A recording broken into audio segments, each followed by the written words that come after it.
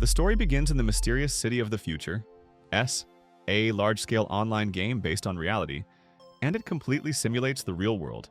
Howie was asked to stop snoozing, as the open world is a city of the future, and the server opens in 10 minutes. The boy held his friend by the shoulder and urged him to wake up. Suddenly, the comrade stood up and grabbed Howie's head with his hands, looking at him with a terrible gaze. He continued to hold him by the head and, calling him a scoundrel, said that he really betrayed him. He wondered if he was dreaming or had lost his bearings. He asked to be let go immediately, as it was already completely impossible to breathe. Howie asked Lehi why he was the one, and the boy replied that if not him, then who was he thinking of? Howie laughed and exclaimed that he was really dead and continued to hold his head with his hands and smiled. Finally, their brothers meet in heaven. He never did what he asked him to do before his death, and the boy apologized to his friend. Lehi replied that he was cursing him, and that heaven and hell had nothing to do with it. He asked him to quickly wipe away the drool and get ready to log in as a pioneer. He asked why the boy was chuckling, because this game had more than 50 million upon registration, and if he was too slow, he would wait in line until he died. The boy grabbed the computer mouse and started clicking. The open world, specifically the city of the future, began loading. Howie wondered what was going on. Lehi replied that he'd already told him to take a few days off and not work the night shift. Otherwise, he was looking so tired. He'd definitely help him with the computer. Howie wondered again if Lisa had finished him off. His eyes glowed a deep red. He started calling Lisa and said that the dragon's bloodstone would definitely be his. Suddenly, the boy's gaze changed and scarlet streams of blood began to flow from his mouth. The woman he trusted most killed him near the Sea of Giants while closing the Dragonstone. He asked what year it was, and Lehi told Howie it was 2024, and he'd been extremely tired and distracted lately. This simply couldn't go on. And the boy immediately thought about what had happened 10 years ago. Lehi asked him to wait a couple of minutes and first log in, and then he would go to sleep. The first 100 people to log in will receive an orange gift set to celebrate the server's launch. They can then sell the set's equipment for money to cover his sister's medical bills. He asked his comrade not to think about anything, but just focus on speed. And Howie understood him by closing his eyes. What a surprise to be reborn 10 years ago.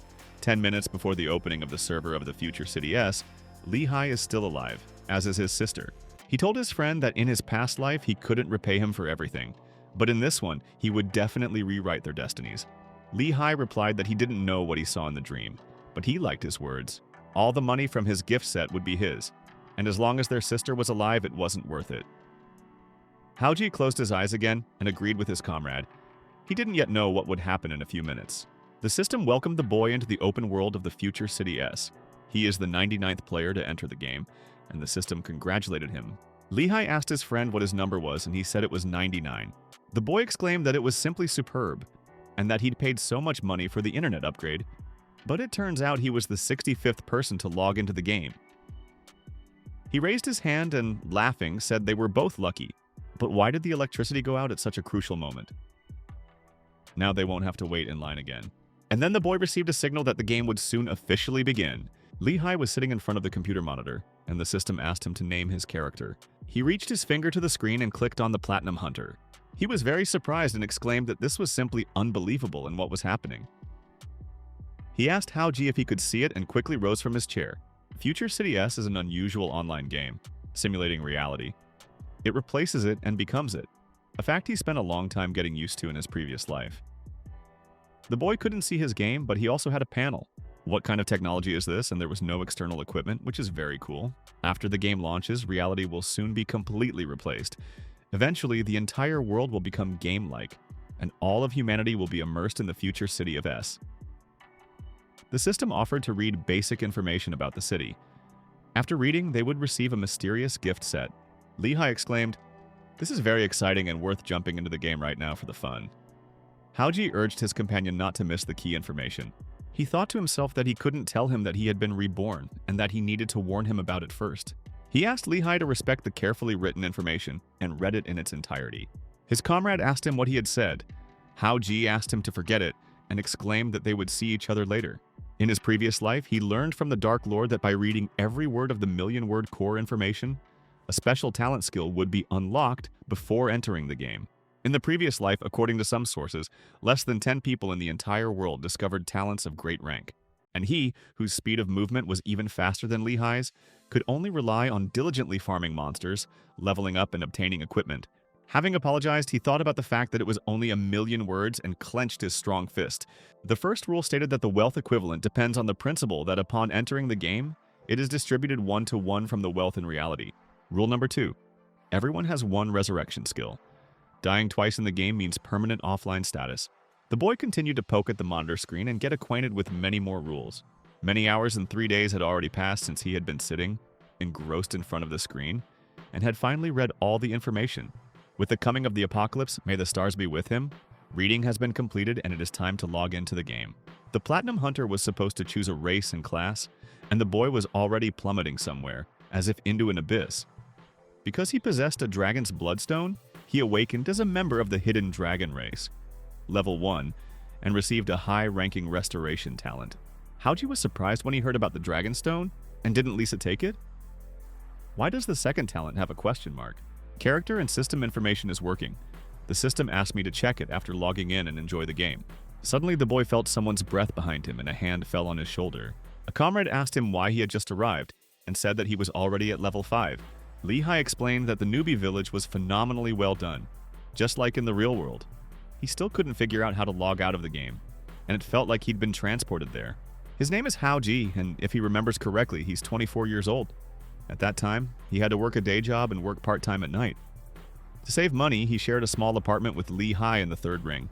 The woman approached Wutong and asked how she was feeling today, to which she replied that she was fine. At the time, he was busy earning money to pay for her treatment, and was rarely around her. In his previous life, he was forced to participate in the world to provide his sister with better medical care. Afterward, when the game replaced reality, he became a legendary Platinum Hunter. He collected money, bought his sister new medications, allowed her to move to hospitals with better conditions, but she could not bear the deterioration of her condition and chose suicide. The boy stood before the gravestone looking at it sadly. After his sister's death, he'd accidentally spotted a special cure for Charcot's disease in a hardware store, which cost 500 points. The comrade asked his friend what he was thinking about. Howie, sweating beatingly, replied that he was thinking nothing of the sort, only that his sister's illness was racing through his mind. Lehigh said that if he missed her, they could stop by the hospital and talk to her. Incidentally, the points can be exchanged for cash, and soon their little sister will be in a private room. Lehigh suddenly exclaimed that he had a mission and time to complete it. He asked them to pay special attention to the clues, otherwise they would pay dearly for failure. He needed to level up quickly, otherwise they were far from the shared missions and he had to run. As they parted, he told them they'd meet at McDonald's at 8 o'clock, and the main thing was not to miss the opportunity. Meanwhile, the boys walked along the road, holding hands. One was holding a girl's hand, another their child's. The boy thought that this boy's talent lay in games. He no longer needed them and was able to move on with his life. One of the people on the road mentioned that more and more people have been doing cosplay lately, and her grandson is into it too. The woman replied that it's called cosplay, and that it's a foreign influence. Then the grandmother agreed and asked if it was really some kind of event since the streets were full of dressed-up young people. The mission's objective this time was a gathering near the northern gate of Chenyu's Happy Valley. The mission lasted only 30 minutes, and the reward was a few points. Failure of a mission also carries a penalty of several points. But if the points drop to 20, the account will be closed. Howie listened to the new requirements of the system and began to move around the train station. The boy sat down on a seat in the commuter train and read the news about the sudden destruction of roads in the new Chenfu zone. He read about a horrific, anomalous accident that had occurred in Anhui. According to witnesses, a tall building in the city center had mysteriously disappeared around 1 p.m. for several hours. Almost all the employees were missing, and their whereabouts unknown. Police arrived on the scene, and virtual reality and reality gradually began to merge. The boy wondered if there were others who had been reborn like him, those who already knew what they were facing. He glanced at the girl and she seemed very familiar. Suddenly the girl noticed that the guy sitting next to her looked at her. When he asked if she knew him, the girl called him by name. Howie was very surprised by this and became curious about how they knew each other. The girl explained that they had met 3 days ago at the hospital and that her name was Yin Pei. She said she was Wutong's best friend. Unexpectedly, when the guy heard this, he cast a strange, surprised look at her. Yin Pei looked at him and asked why Wutong committed suicide and what if there was a special medicine. She was very sad and the girl closed her eyes and pressed herself against the boy. Howie, clutching his head, told Yin Pei he'd screwed up and apologized for it. He thought to himself that he'd actually met Yin Pei's sister's best friend before, but he'd never seen her so young and lively. Yin Pei said that everything was fine, and they hadn't seen each other that many times, and it was normal that he didn't recognize her right away. Wu-tung once proudly introduced Yinpei to him as her best student. Beautiful, kind, and righteous. She has won 3 Bajiquan championships and often fights for justice. To put it bluntly, Wu-tung is the perfect goddess.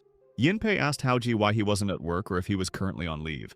The boy replied that he was indeed on leave. The girl asked him at what station he would be getting off, and the boy replied that it was at Zihua Avenue. Then she cast a surprised glance at Haoji and exclaimed that she did too, and that it was a big coincidence. The boy looked at her again with a surprised look and immediately turned it to the side. He asked the girl if she had entered the City of the Future S, and then she looked at him questioningly. Suddenly, she changed the subject and asked if he saw the same floating blue screen as she did. Haoji thought about how, in his previous life, after the game had completely replaced reality, Yinpei had been alive. She was bound to enter the game one way or another. He just didn't expect that she would be one of the first. Yinpei said that during an interview at the company this morning, this screen suddenly appeared along with a request to view the game's plot. She thought she was imagining things, and that meant it really was advanced technology. The boy asked if she'd watched the segment, to which she replied, laughing that she'd missed it all. Anyway, she'd recently gotten a mission, so she'd taken the subway. This is the first time she has encountered something like this, and she also thought that it would be better to do as told. Otherwise, points would be deducted. What if this is real and this is how science fiction works? The next stop was Zihua Avenue, and the kids were asked to leave the train on the left side. The girl immediately stood up, and Haoji told her that no problem, because he probably had the same mission as her. Since everything turned out this way, the guys decided to go together and got off the train.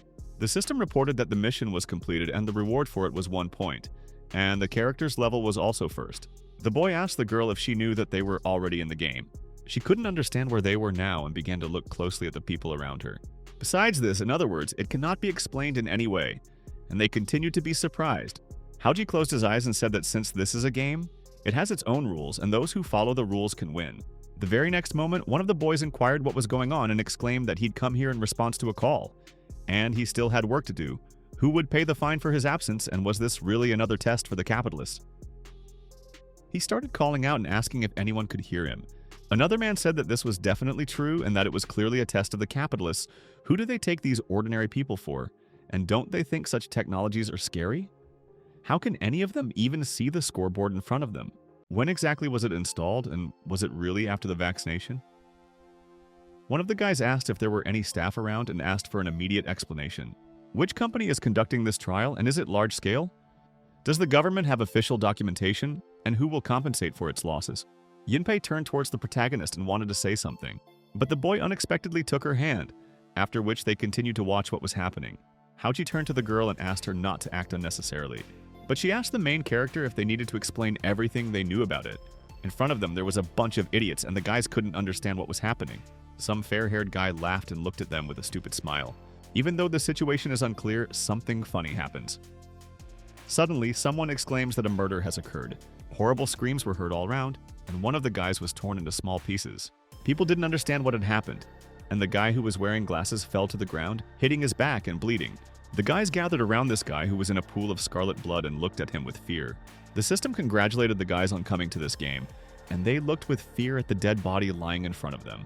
The system reported that all participants in this mission are newcomers, and to help them adapt faster, a special service has just been prepared for everyone. This is the preferred attitude to ensure that everyone takes the game seriously.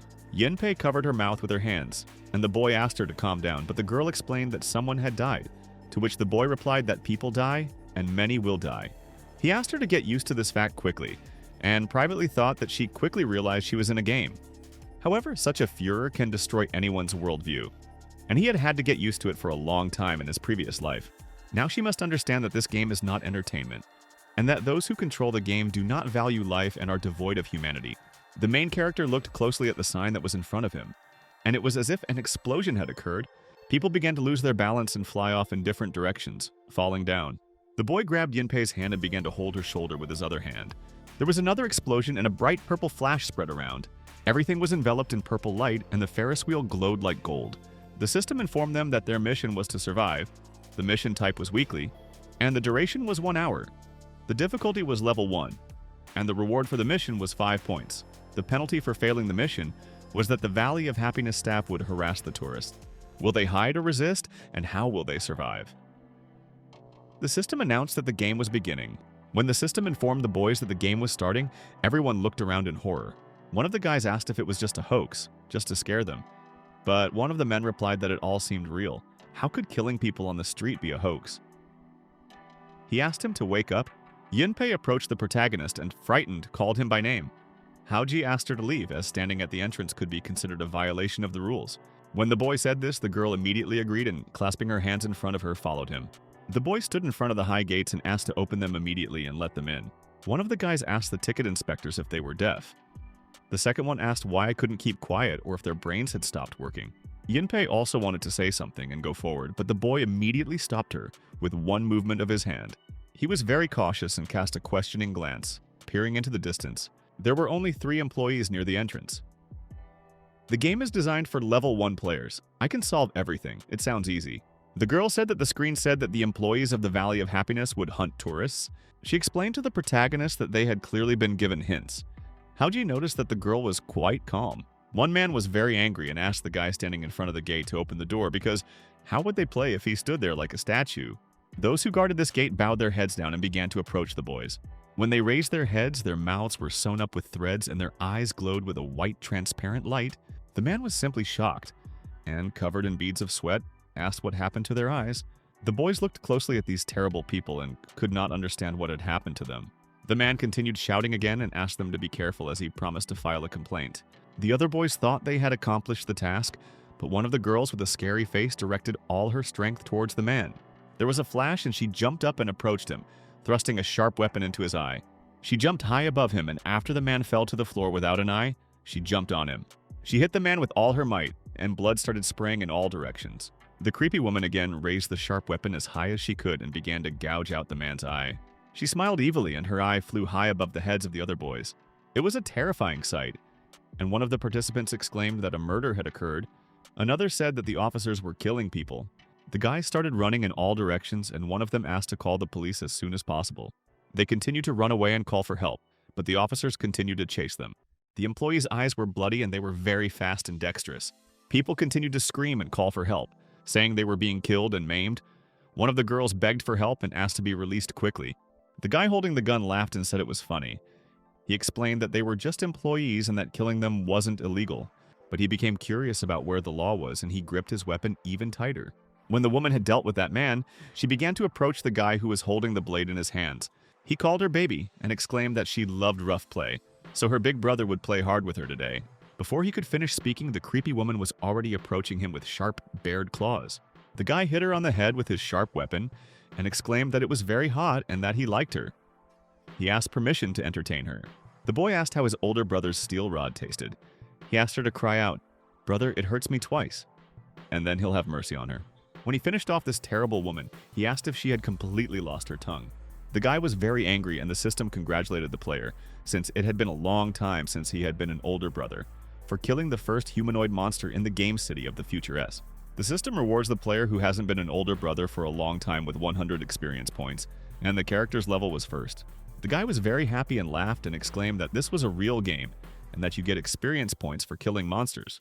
He became very interested, and without letting go of his weapon, he decided to continue the fight against the monsters. The protagonist looked at Yunpei and asked her to discuss strategy. She asked what strategy he was talking about. Some girl sat down next to the boy and asked him to speak quickly. What kind of strategy was this? The main character looked at her carefully with a stern look, drawing his eyebrows towards his nose and asked who she was. The girl looked calmly at the boy and said that her name was Nina. Then both Haoji and Yunpei looked at her thoughtfully in response. She asked the main character with a sad look what their strategy was. Then the boy, looking out from around the corner, explained to the girls that, to begin with, this was an observation.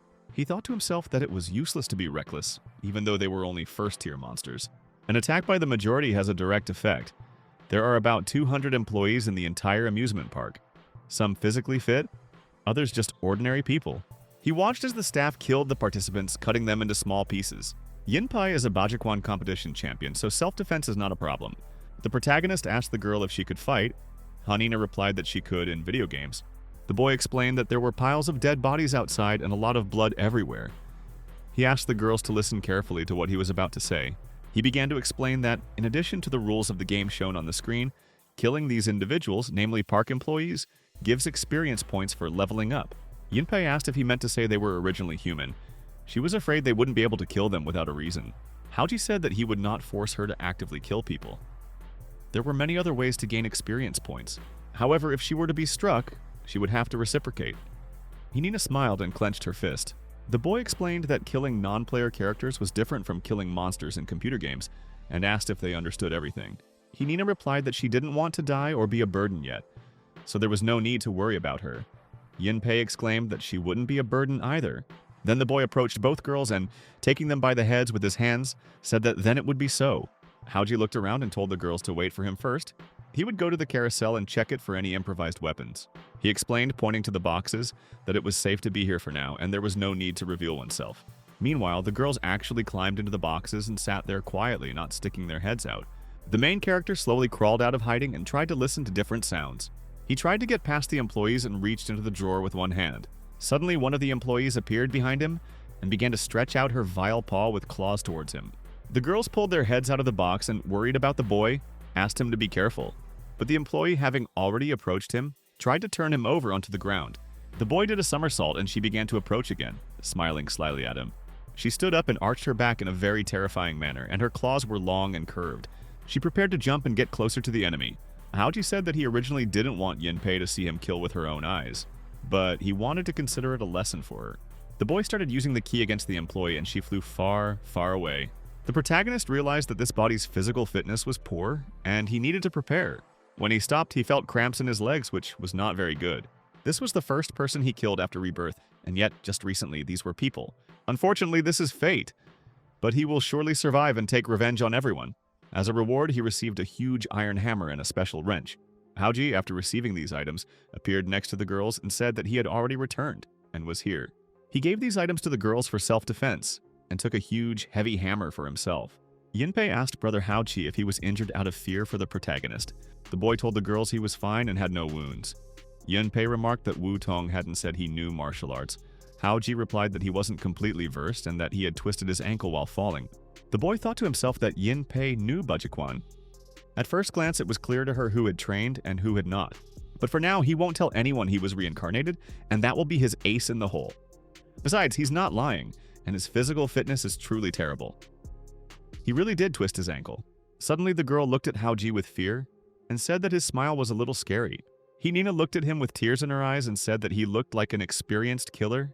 The protagonist replied that experienced killers, people with an instinct for self-preservation, knew better that this was a special situation. The girl asked if they would now go out to earn points. Haoji replied that it wasn't necessary and that if they followed the game rules and survived for an hour, the system would reward them with points. He explained, looking at his watch, that they could exchange points for experience, but it was not cheap and there were only 39 minutes left. Hinina told the boy she knew they were game characters and promised not to be a burden. She wanted to continue, but Yunpei asked if they could level up if they didn't kill the characters. If they don't level up while surviving this round, then they'll be stuck in the next ones. While the girls were discussing, the main character looked ahead and grinned. There were a lot of corpses lying on the ground, and he became curious about why such a cruel game even existed. The guy who first killed the employee continued to fight for his life and kill them one after another. He did it with great passion and his eyes shone with joy. When he killed a coworker, he laughed very viciously and rudely. The guy never let go of his axe and called the game very refreshing. He noticed that the air was filled with the scent of screams and fear, as if enjoying it. A parade of blood unfolded before his eyes and he considered himself the chosen one. He raised his bloody cleaver high above his head and exclaimed that this was exactly what he had been waiting for. He wanted to come to a new world and he likes it. The other guys hearing this were seriously scared. Meanwhile, the men sat near the screens watching the proceedings intently. When they started talking about dodging and using skills, the game was over. One of the guys asked the other if he even knew how to play. Was he cheating and why wasn't his health decreasing? When the guy called him trash, the second one came up and grabbed him, asking who he was to call him trash. But the boy asked to be let go and he kept asking who he was calling trash. It was just a few curse words. No need to make a mountain out of a molehill. It's impossible not to swear while gaming, and besides, his gameplay is terrible.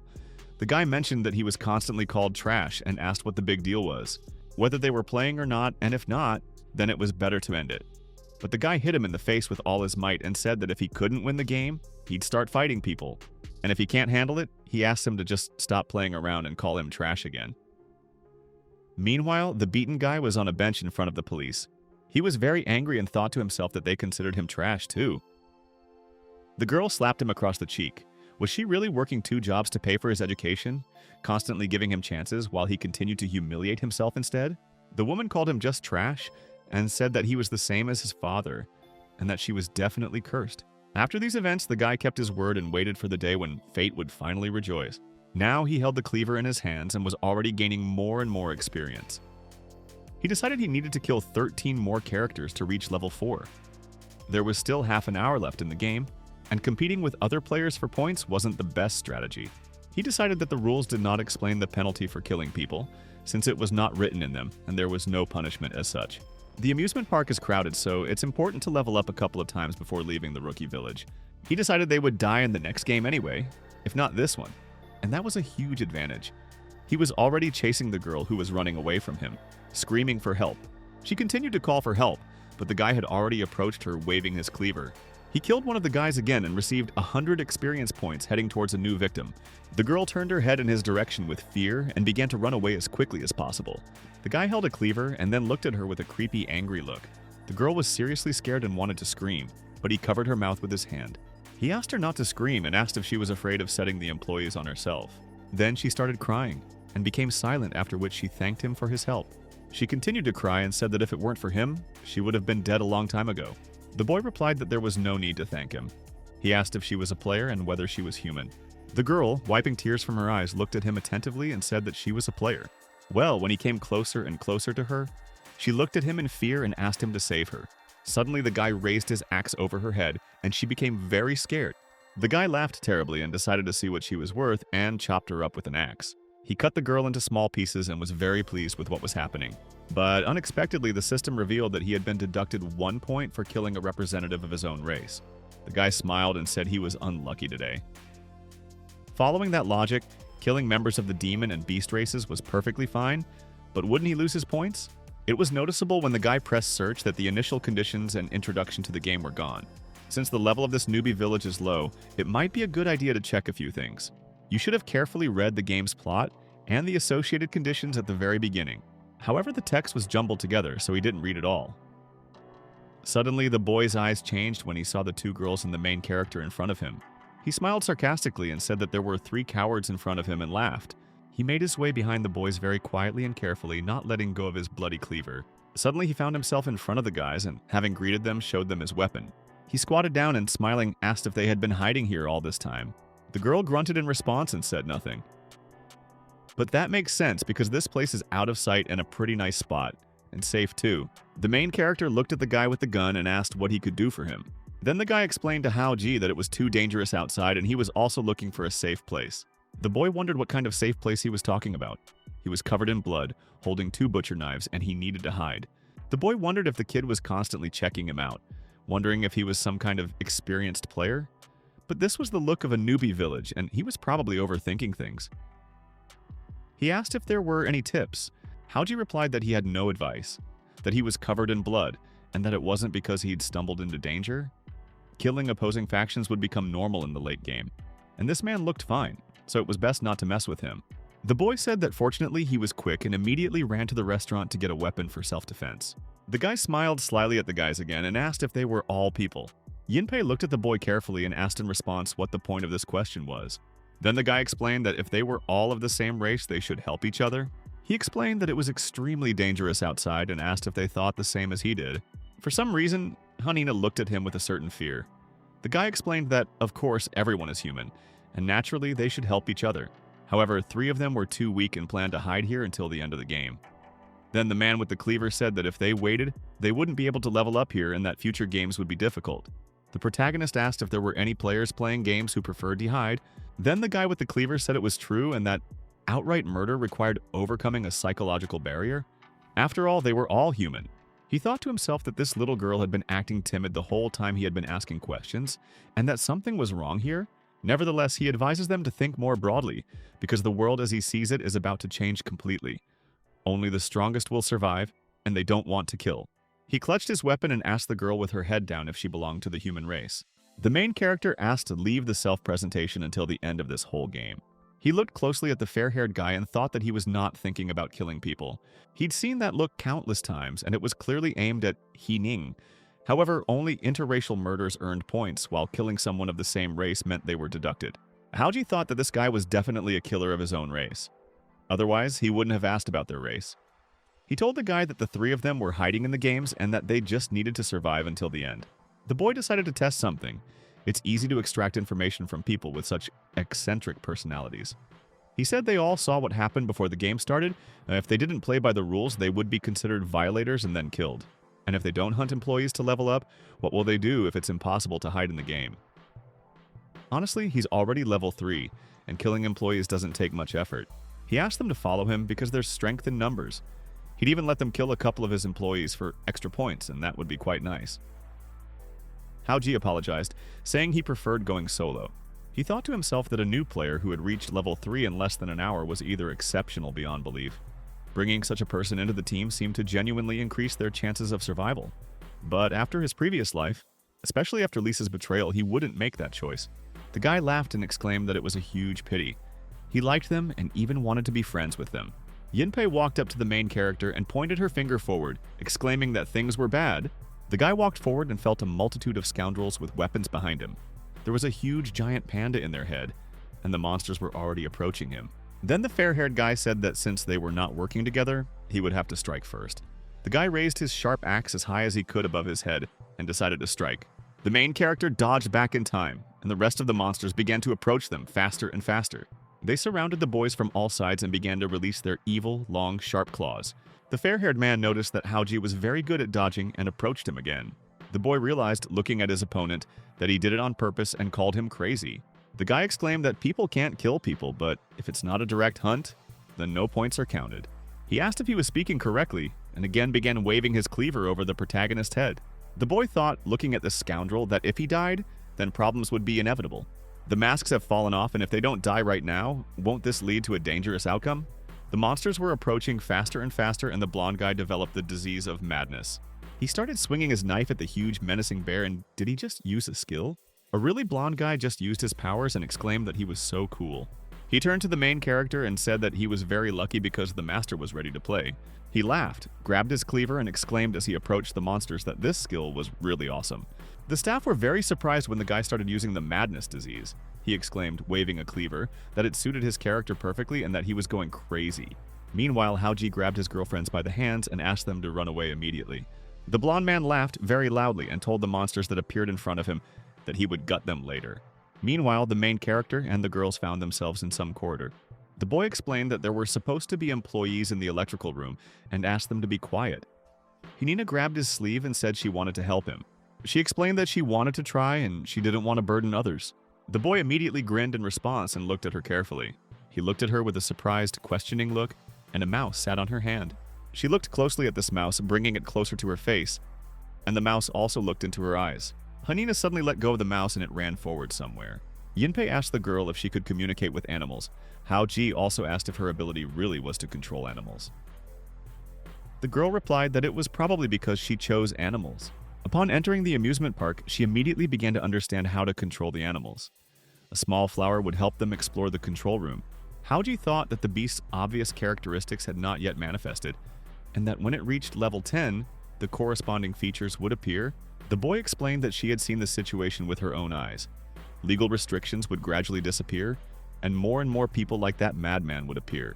Off-screen, there will also be situations where they might kill each other, and they'll need to be able to stand up for themselves.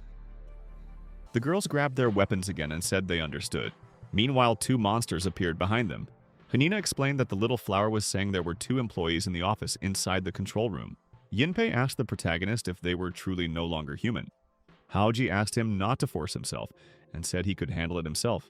He said he would. Hinina picked up a large wrench and, sweating a little, pressed it to herself. The girls ran together to the huge door that was in front of them, and the boy looked after them. He wondered for a moment whether he was asking too much of them as he watched them go. The girls had already slowly approached the huge door, and Hinina looked at Yinpei with fear. She blushed slightly, covered in beads of sweat, and grinned as she looked carefully at the door. After which Yinpei also approached the door and began to slowly open it. Looking inside, they saw in front of them 2 employees who had no weapons, and their backs turned to them. They grabbed their hammers and the girl thought that they were not people at all, repeating this over and over again. The protagonist told Yinpei that in this world, the strongest have always survived, while the weak struggle to survive, finding themselves at the very bottom of society. In his previous life, he didn't meet her right away. However, she tried hard to survive alone. He believes that she is clearly not the type known for indecision or doubt, Yinpai began to approach one of the opponents and, rising above his head, struck him with all her might with a hammer. Then she swung again and tried to deliver a powerful blow to the enemy. He also cast an angry, empty glance at her and approached her hand. But the girl was the first to clench her fist and her hammer flew high above her head. Throwing aside her hammer, she approached her opponent as quickly as possible and hit him with her elbow in the chest with all her might. There was a golden flash and the man flew far back. The wrench flew toward the second enemy and knocked out a tooth. Sharp claws protruded from this vicious monster. Hinina told Sister Yinpei that she would help her and started waving her key. The main character appeared unexpectedly and looked intently at a whole flock of mice in front of him. It was a very creepy sight, and many huge rats were shining in the darkness with their red, evil eyes. They began to approach their opponents and attack them, devouring them piece by piece. Yinpei clenched her fists and glowed with bright golden rays. She began to use her abilities, and blood gushed from the enemy's mouth. She hit the enemy right in the evil heart, and he began to cough up blood more and more. The girl remained standing with clenched fists, and she was very strong in this fight. Hinina also killed one of the employees, and they remained near these bodies. Both girls received reward points and were very surprised by these experience points. Yinpei suddenly sat down on the floor, clutching her chest and looking in surprise at the man lying on the floor. She was very surprised that she had killed him. Hinina approached the mouse and leaned down to pet it. She immediately thanked him for his help. The main character approached the girls and announced that there were 15 minutes left until the end of the game. This is a new world, a treacherous apocalypse rife with murder. The boy asked if they would stay here or come with him. His briefing ends here and they should know what to do next. For now, he has some work to do. Yinpei looked at the protagonist with a stern gaze and exclaimed that she would go with him. Hinina was also confident and replied to Howie that she would also go with him. The boy thought that Nina's ability was extremely important since she decided to hide here. He could stop protecting her. However, with her determination, helping someone like her develop is worth it, and they could even become family. Then the boy extended his hand forward and they all touched hands, deciding to stick together. Meanwhile, the same events continued on the street and the fair-haired guy continued to kill employees. He was already standing next to the girl's body and holding a sharp cleaver that was covered in streaks of scarlet blood. The guy thought about how hard it would be to keep up with the other guys, given his build. He'd killed more than 10 people and was very tired.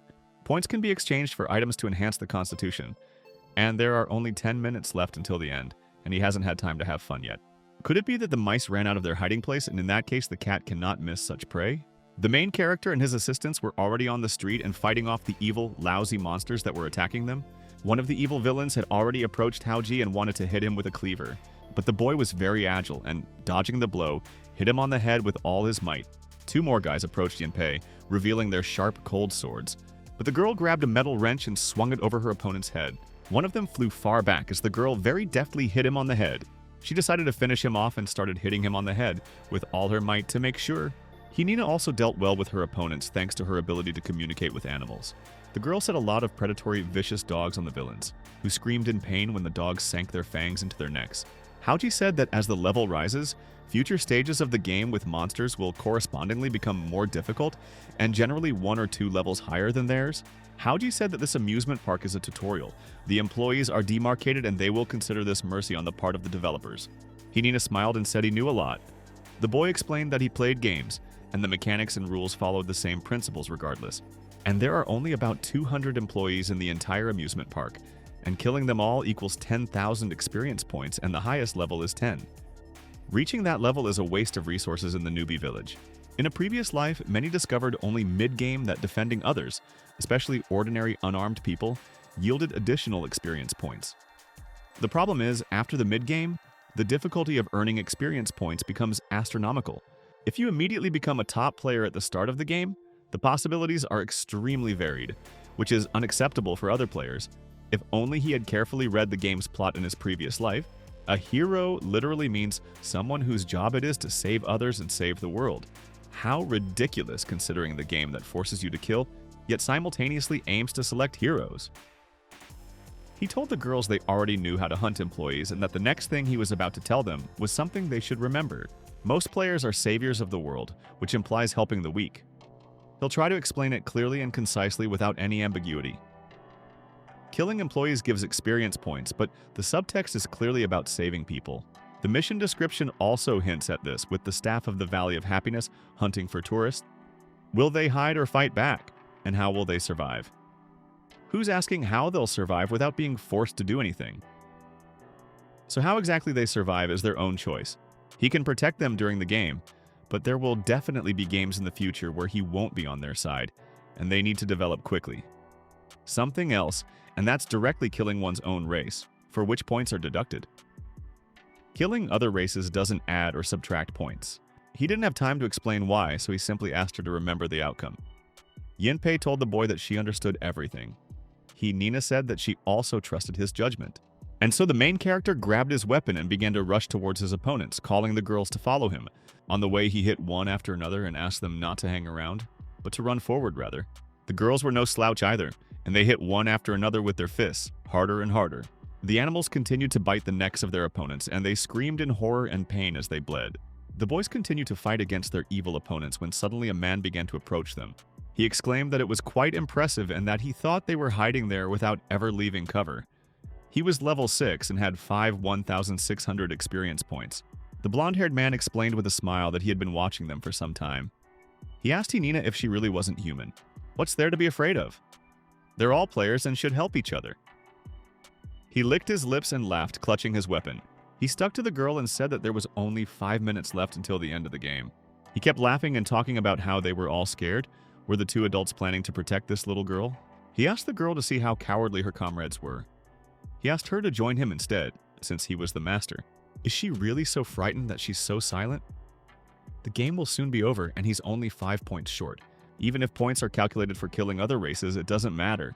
He began to approach her, still laughing terribly, but she looked him in the eyes with great courage. She stood up and pointed her finger in his direction, and her eye glowed with a bright, bloody light. The blonde guy thought she was crazy because she used wild dogs to attack. Could this really be her ability to play house with small animals?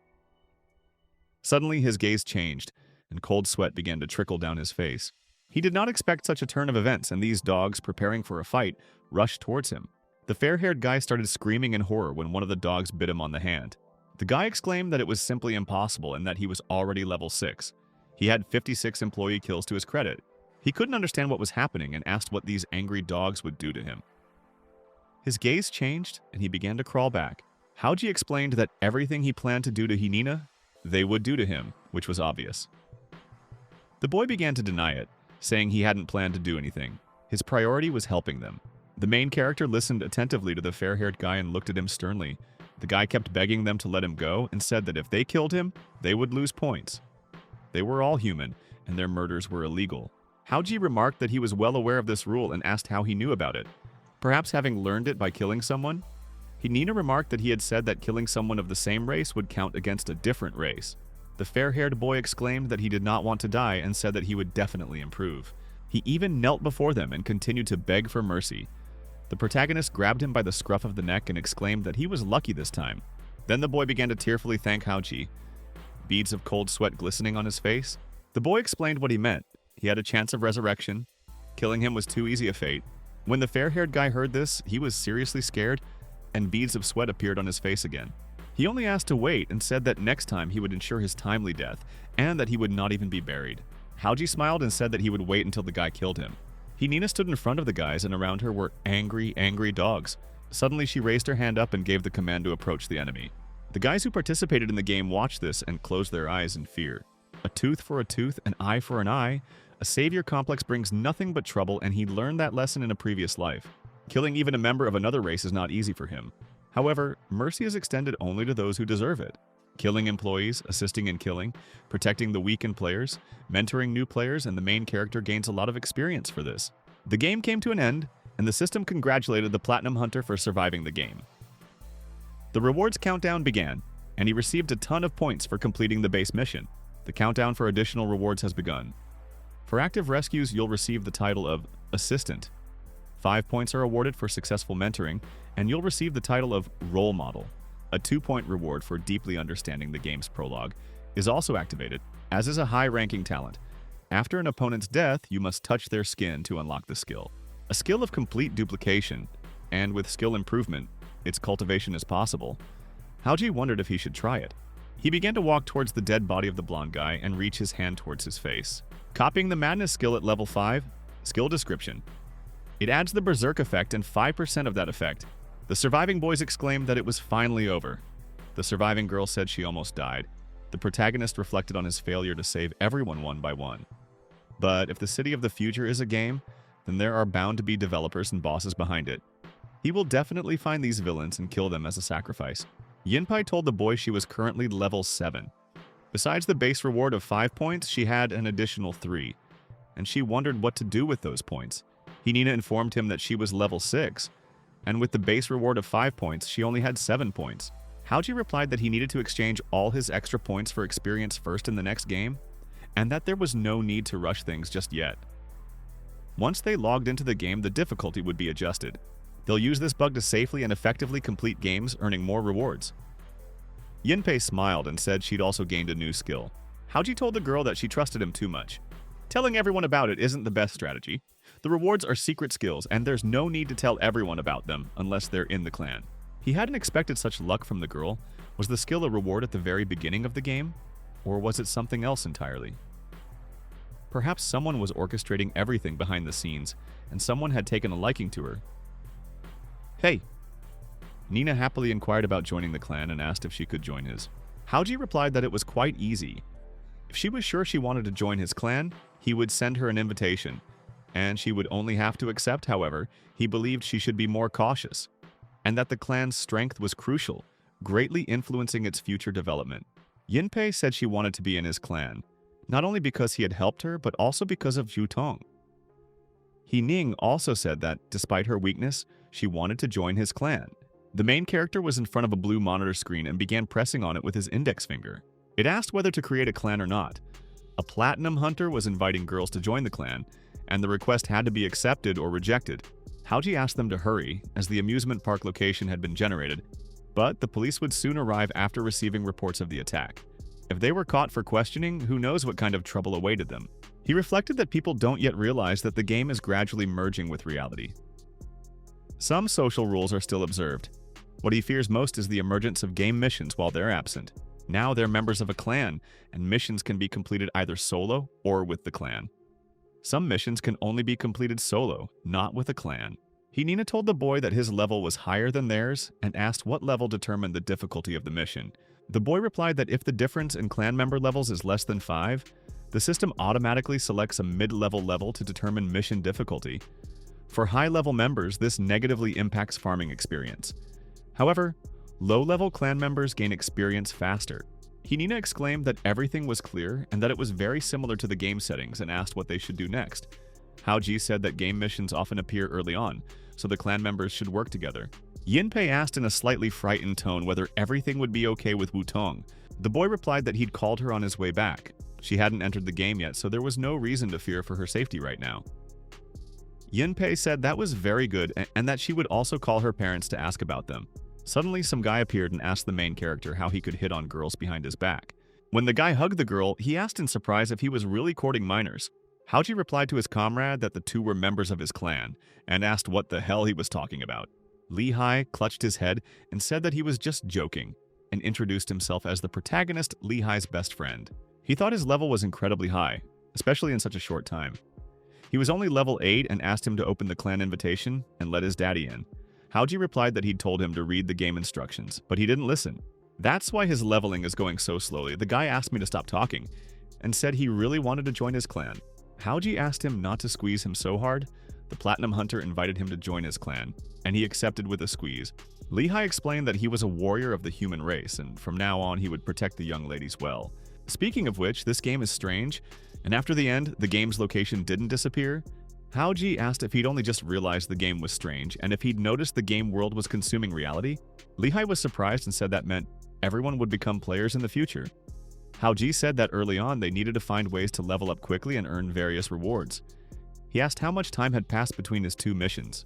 When the boy explained that about 2 hours had passed, he understood everything and suggested going out for a bite to eat. They'll rest for a few hours and then start a new game. And now several hours have passed.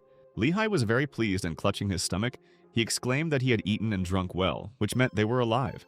The mission location is the 3rd line of the Zombie Hunt metro station. The objective is to survive again, and the time limit is 8 hours. The reward for this mission is 8 points, and failure also results in 8 points. A zombie virus suddenly appears on a subway station line, and he's one of the passengers. He must try to survive and help as many people as possible. The girls were surprised by the survival mission and were asked to choose a clan. Howie said this was the clan's first mission and offered to go with them. Zombies were wreaking havoc on the world, so as heroes, they had to destroy as many of them as possible. The mission description gives a hint. Helping people could be the key to additional rewards. The boy thought that this was a zombie instance, and the monsters were most likely between level 6 and 8. Hening's level was quite low for that. He told his comrade that her level was quite low and asked him to protect her. Lehigh told his friend not to worry about it. Henina was a little upset by her low level and blushed with worry. The girl exclaimed that she would definitely catch up with them, Lehigh told her, calling her little one. That sometimes it wasn't shameful to lean on adults. Then the girl became even more angry and blushed, and began to catch her breath so as not to get even angrier. And now there were only 10 minutes left until the game started. The boy walked up to the machine and inserted a card. When he slid the card in front of him, there were a variety of drinks and snacks. He handed his friend a bottle of water and asked him to bring them. The mission would take 8 hours and there would be no chance of drinking water in the metro. There were only 2 minutes left before the game started. Lehigh asked the girl what was wrong with her face and why it was green. Henina explained that she was afraid of zombies and that she was hoping not to turn into the Walking Dead. The boy, holding his chin in his hand, said that it would probably be similar and that this is how many perceive zombies. There were 10 seconds left before the game started and the boys were prepared for the unexpected. The guy was holding a suitcase in his hands and was walking in a strange way, after which he threw the suitcase right in front of a speeding commuter train. There was 1 second left until the game began. The guy again began to approach right up to the track along which the electric train was running. A girl appeared behind him holding a child in her arms. She asked the man if he was okay and urged him to be careful. The man continued to stand with his back to her and did not answer the girl, but simply looked into the distance. But suddenly he turned his head and his eyes glowed with a red, bloody light, and a creepy long tongue stuck out of his mouth. The girl was covered in beads of sweat, and when she saw that something was happening to his head, she was very scared. The man turned to face her and began to approach. She asked the gentleman what he was doing and asked him not to approach. But the guy began to approach her as quickly as possible and wanted to attack the girl. He didn't have time to do this because the main character appeared first and blocked his blow with his foot. The zombie flew far, far back, right under the electric train that was rushing very fast, and blood spilled all around the electric train and the railway tracks. Howie turned to the girl and asked her not to ask why. She just needed to run outside. She immediately obeyed him and, grabbing her child, ran. The boy, watching her, hoped that she would manage to escape. His comrades appeared behind him and Lehigh called out to him as he approached. The main character looked closely at his friends and said that the transformation into zombies had begun. The guys expected that the game would begin now and that it would, of course, be no better than the previous one. One of the participants asked what the man had just done and whether someone had been killed. The second exclaimed that it looked like someone had been hit. Why is there a white fog inside, and could it really be disinfectant? Before he could finish speaking, someone started to leave.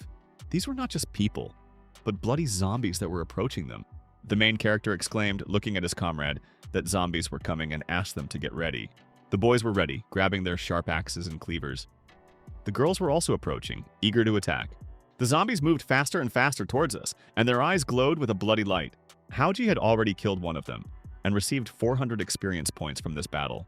He continued to kill zombies one after another and get more and more experience points. The girls also fought and killed these evil monsters, and Ning was no slouch, and the animals helped her. People started screaming and calling for help as the zombies were getting closer and closer to them. The gates were closed and the boys started knocking on them, begging to be let out as quickly as possible. They shouted that there were monsters here and again asked to open the door immediately.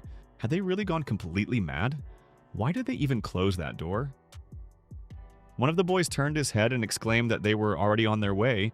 The girl also ran away and screamed about the monsters coming with tears in her eyes. Outside, they already know what is happening here, and the metro door is unfortunately locked. In the future, many ordinary people who were unable to escape will most likely be turned into zombies.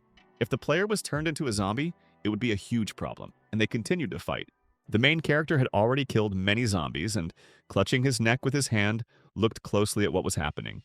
He decided that it would be better to quickly sort out the trouble so he could meet with Wu Tong. The people outside asked what was going on down there. One of the guys replied that they were talking about monsters. It's definitely true. And hasn't he noticed that something strange has been happening everywhere lately? There's 1 hour left until the end of the game. The main character had already killed many monsters and was standing with his foot on one of them, wiping the sweat from his face. Suddenly, another zombie began to approach him and he heard a noise near his ear. With a deft movement of his hand, he grabbed the monster by the face, pushing him back. The boy knocked the zombie to the floor and began to punch him so hard that blood flew in all directions. Lehigh exclaimed that they were killing them one wave after another, but the zombies were still reappearing, and time was still ticking. Yinpei mentioned that quite a few players had already been killed. The boy thought about how players had 2 lives, and the first time they died, they didn't turn into zombies like normal people. This eliminates a lot of problems. However, it's quite possible to survive for 8 hours simply by killing regular zombies, and this task is too easy. There needs to be some surprise right before the end. Suddenly, one of the guys exclaimed that their world was coming to an end, and were there really zombies everywhere outside too? Lehigh told his bro that he'd probably been watching too many zombie movies, but he was right. And this world really was coming to an end. One of the boys asked if they would protect them. He didn't want to die and didn't want to become a zombie. The other explained that his wife and children were waiting for him at home and he didn't want to die. The girl said she was very scared and asked them to save her. Yinpei said that as long as everyone obeyed their commands, they would do everything possible to ensure their safety. She asked everyone to calm down and said the game would end soon. Then one of the guys asked if she really called it a game. The girl replied that it was hard to explain and that they would understand everything later. Then the guy didn't calm down and said that these monsters appeared out of nowhere, and they could fight them. Maybe they were just guinea pigs they'd created. The girl looked at the guy sadly and told the gentleman that he was mistaken, and that this was not true. Haoji told the man that if he was so worried, he could handle it himself and asked the girl to make way for him. The boy then asked what he was saying, and if he had caused this, he should take full responsibility. He turned to the people around him and asked them to support him, because that is exactly how it is. The surrounding guys looked at each other and stared silently at the man. Lehigh grinned and told him that it seemed like he was the only one who was crazy. Then the man asked if they weren't afraid that they would be destroyed, and asked them to unite quickly. The girl holding the child in her arms asked if he could protect them then. The boy didn't know what to say and simply stared at them. Haoji explained that a scoundrel like him would sooner or later ruin everything, so that others would not suffer because of him. He needed to leave. He's not cruel though, and if he wants to survive, he just needs to shut up. Then the guy smirked and said he wouldn't mess with him. And with half an hour left in the game, Hanina asked her brother if he'd noticed the zombies seemed to have stopped appearing. The boy replied that this was true, but asked them to remain vigilant. He looked at the monitor to see how many zombies had been killed and how much experience he had earned. The clan had been completing a dungeon and the experience had been shared. The higher the level, the less experience you get. But there are always zombies here. This is quite convenient, and then you can basically just stand in place and beat these scoundrels. Before you could think this, zombies began to crawl out, destroying the stones around them and pulling out their tongues. They were very creepy, and their eyes glowed with emptiness and blood, and their tongues were long and nasty. The zombies did not look like people, but were healthy and big like green toads. One of the boys exclaimed that this couldn't be happening, and that they were facing an elite monster. The second said that he had no more strength left, and that this was the end for them. The protagonist said this was the last wave, and if they gave up now, they'd waste their chance at survival. Besides, this so-called elite monster was only level 10 and had nothing to fear. Nina exclaimed that this monster was too ugly. Lehigh asked why she was being so personal. The girl replied that she wasn't talking about him, but rather that this fat man was too ugly and that she was scared. Lehigh replied that as long as she didn't scold him, everything was fine. Now if she was afraid, then she should take her guys and protect everyone. He asked her to leave the big guy in his care. Nina thought that she was useless and also spoke as if she wanted to catch up with everyone.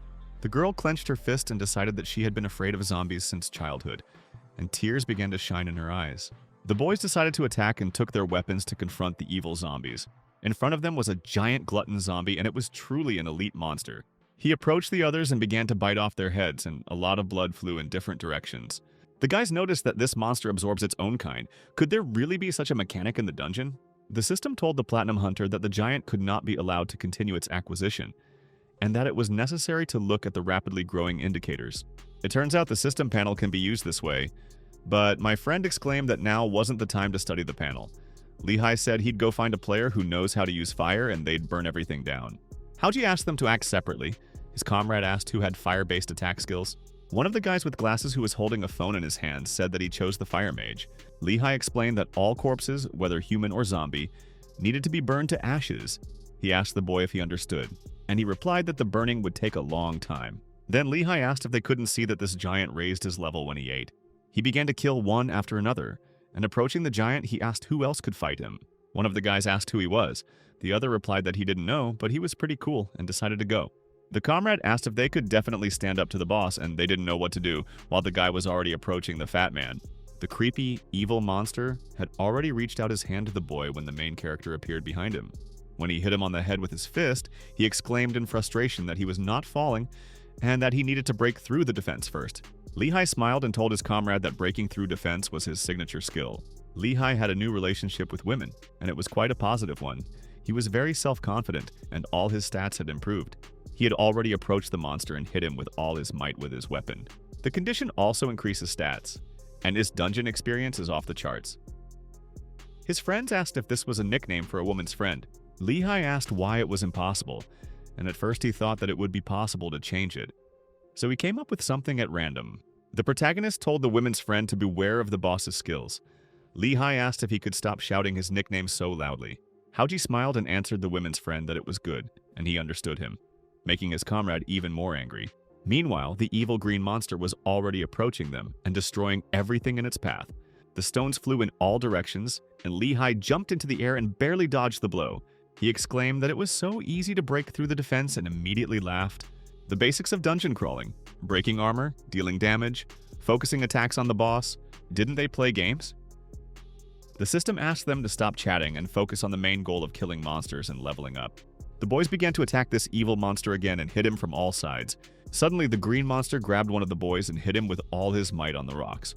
The guy with glasses said that he wouldn't have time because there were too many corpses. The protagonist asked Yanpei to hit this monster on the neck and explained that that was its weak spot. Then the girl turned towards the boy and asked what kind of nonsense this was, and the boy smiled and said that he had forgotten her nickname. The girl began to approach the evil monster faster and faster to strike. She was already close to his head, and the monster's eyes glowed with a bright, bloody light. Yanpei was already near his head and clenched her fists as she approached him closely. There was a powerful flash of golden light as she struck him in the neck with her elbow. Suddenly, the monster actually staggered and fell face down on the rocks. The girl turned in his direction and, smiling, told the Platinum Hunter that her name was Batsy. Then the boy replied that he would definitely remember her nickname from now on. And now there was only 1 minute left until the dungeon's end. Lehigh did not let go of his axe and said that he had almost no strength left. There were already several healthy, huge zombies, and they were approaching them faster and faster. The main character said that they had almost completed the dungeon. The long dungeon has been cleared and the long dungeon results are being calculated, and the data is being analyzed. Experience exchange. 7 points were spent, 7,000 experience was received, and 105 zombies were killed. Experience gained was 30,500. The protagonist looked closely at the table and thought that everything was faster than in his past life. And he had reached level 20 and now he could choose dungeons himself. Next, you need to farm only in dungeons where key items can drop, which will definitely allow you to break away from others. Information advantage is the most powerful weapon. The boy earned the title of strategist for his decisive command and received a 4-point reward for it. His second talent began to be used. Touching an enemy grants an ability, and the boss literally counts as an enemy. So he decided to try it on the fat guy. Howie gained the explosion skill, which causes corpses to explode, with a blast radius of 1.5 meters. This skill for clearing out groups of monsters is simply divine. Just kill one, throw it into a crowd of monsters, and it creates a chain reaction of explosions. The boy decided that this was quite a good result. Lehigh said that everything was already over and why they still haven't come out. Howie explained that the main entrance was definitely surrounded by staff and police, and if they went out there, they would definitely be stopped for questioning, and it would be better to go through the tunnel. The girls asked the main character if he knew the way, and he replied that he didn't. Lehigh said he hoped it wouldn't be the case that they hadn't even left yet, and the dungeon had already updated. Howie replied that it wouldn't happen that quickly. The tunnel will definitely lead to the next station, where you can immediately transfer to another line and get off. What's the next station on line 4, and what's its name? Hinina turned to the protagonist and said that this was Nanjing Station. Howie told the girl that this road was good, then she asked what was on it. The boys were traveling by train, and Howie asked what level they were at now. When everyone told her level, Hinina said, upset, that she was only level 15. The boy asked Yanpei to go to the hospital first and wait for him there. He was afraid Wu Tong would see the news and worry, and he would come immediately after the dungeon. Howie asked his friend to take her and told him to go straight to the dorm afterward. Lehigh asked him what he was planning. Then the main character explained to his friend that he wanted to farm dungeons alone. Lehigh was very surprised and asked if the system shouldn't give out tasks. Howie explained that after level 20, some dungeons become accessible to independent players. He needed to wait until he'd maxed out the clan dungeons, while they simply had to wait for him to level up. Lehigh was very surprised that he was already at such a high level. Howie said that this is what happens when you don't keep an eye on the big picture, and he asked them to expect good news from him. In front of us is one of the shopping centers on Nanjing Road. The boy said that he remembers, you come out of the sheet and on the left is the cleaner's room. This is the hidden dungeon, and he quickly began to open the door to the corridor. An 18th level dungeon, the territory of the Ice Wolves. The experience from a single monster is small, but groups of monsters will spread quickly. You just need to mow non-stop, and before the end of the dungeon, you can farm a ton of experience and drops. The boy moved faster and further through the cold snow and saw snow-white wolves in front of him. He had a steel dagger in his hand, sharp and powerful, and 1 point for it. He jumped as high as he could and began to use the assassin class talent, Hidden Device. He had already approached one of the snow-white wolves and it looked at him with fear. The boy pulled out his sharp knife and stabbed the wolf in the neck with all his might. When one of the wolves fell into the snow, the others looked at him in fear and began to run away. The main character stopped in front of them and, smiling, asked them not to rush to leave. The wolves began to approach him to protect themselves, and their snow-white fangs sparkled as brightly as the snow. The boy looked at them with a smile and waited for an attack so he could deal with them as soon as possible. He put his hand forward and started using the explosion method as quickly as possible. Indeed, there was a powerful explosion and bright rays of fire sparkled around the dead wolf and everyone else. The explosion caused the wolves to jump high into the air and scatter in different directions. Howie has already killed many animals and more and gained a lot of experience points. He looked closely at the table and saw an incredible number of points. It was as if there was a blue road in front of him and he continued to kill. Only the screams and growls of the snow-white wolves could be heard, as they fell bloodied down onto the white snow. The boy gained more and more experience points and continued to kill animals. The snow turned bloody white with each kill, and the boy captured targets one after another. There was another huge explosion when the boy waved his hand to the side. The explosion was simply incredible and stones began to fly in different directions, jumping up. Several hours had passed and the protagonist looked closely at the table. He had accumulated a ton of points and experience and his level had risen to 26. The timer was set for 1 hour and the boss had already appeared. The boy was waiting. In front of him stood a huge, beautiful leader of the pack, the alpha wolf, snow white and powerful. The protagonist spread his arms wide and exclaimed in anticipation that he had arrived just in time. He began using the secret dragon race. Today he came here for 2 reasons. Firstly, to farm experience, and secondly, no one bothers him here. He approached the huge wolf and exclaimed that he couldn't wait to level up. The main character began to use the dragon race, after which all characteristics doubled. And now the huge leader of the wolves was already fighting his opponent more and more, treacherously and cruelly. The boy dealt blow after blow and finally got as close to the wolf as possible. He delivered the final crushing blow, and it fell over onto a powerful icy cliff. The protagonist approached the dead wolf and was glad that the dragon race was downright imbai.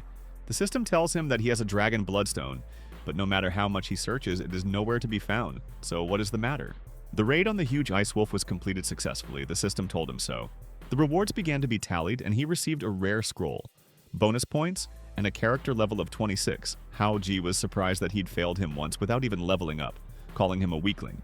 The boy decided to use his copying talent and gained the Ice Howl skill. It emits high-frequency sound waves filled with ice energy, slowing enemies within a 15-meter radius. This skill can also be upgraded.